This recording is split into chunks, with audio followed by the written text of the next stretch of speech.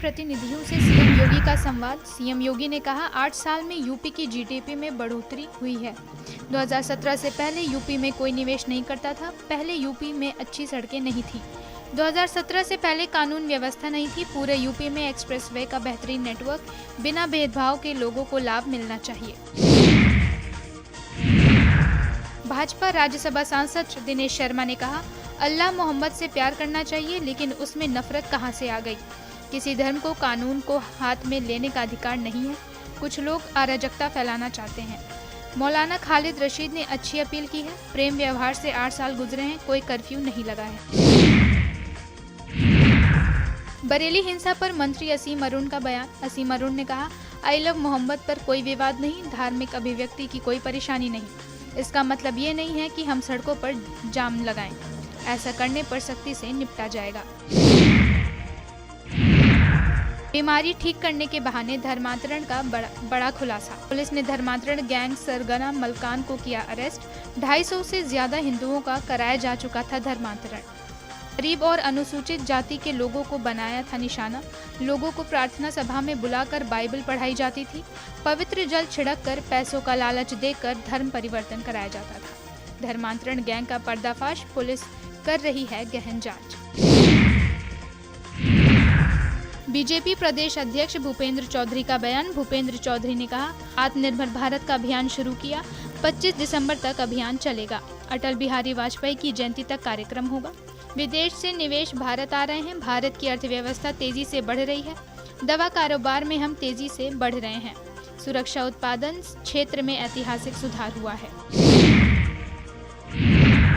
दीपावली बाद लखनऊ से Delhi flight booking तेज। Indigo की सीधी उड़ान का टिकट 4099 में उपलब्ध। एयर इंडिया की डायरेक्ट फ्लाइट 4211 में उपलब्ध। लखनऊ मुंबई के लिए अकाशा एयर 4196 में उपलब्ध। इंडिगो मुंबई उड़ान का टिकट 4199 में मिलेगा।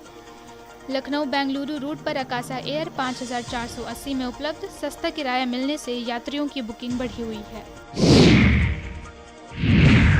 दिल्ली में उत्तर प्रदेश के मंत्री धर्मवीर प्रजापति का बयान। मंत्री धर्मवीर प्रजापति ने कहा यूपी का माहौल खराब करने की कोशिश करने वालों को बख्शा नहीं जाएगा। पता हो यूपी में सीएम योगी की सरकार है।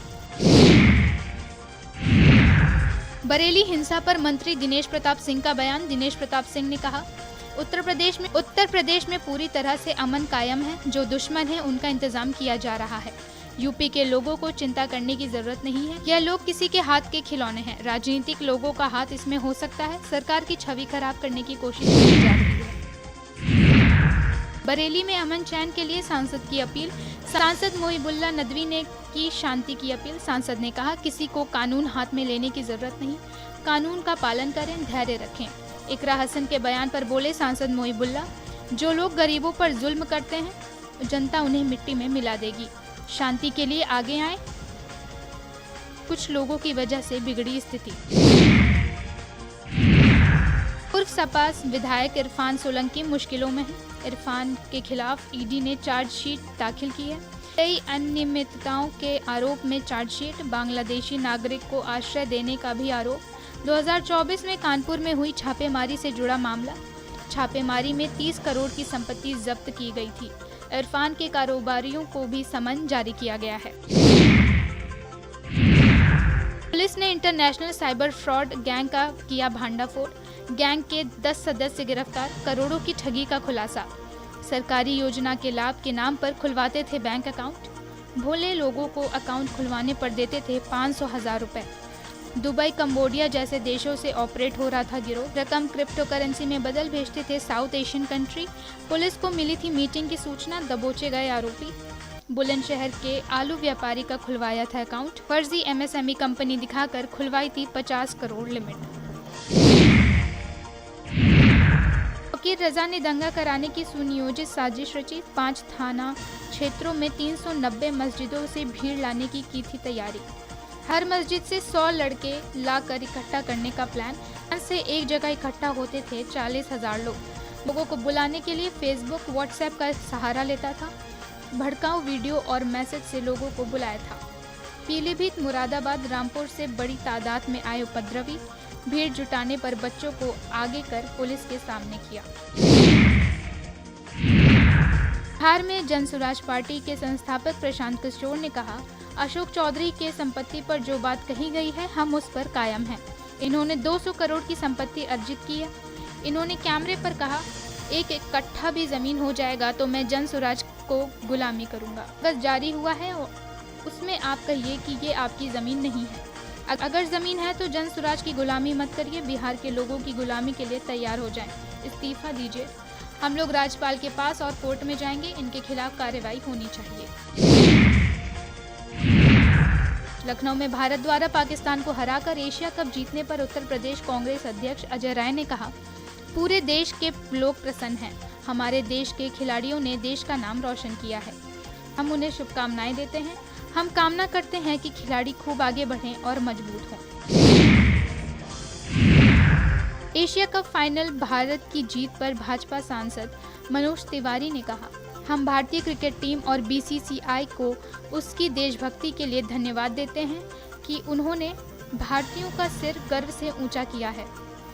इसमें कोई संदेह नहीं कि मैदान पर हमें ऑपरेशन सिंदूर ही दिख रहा था।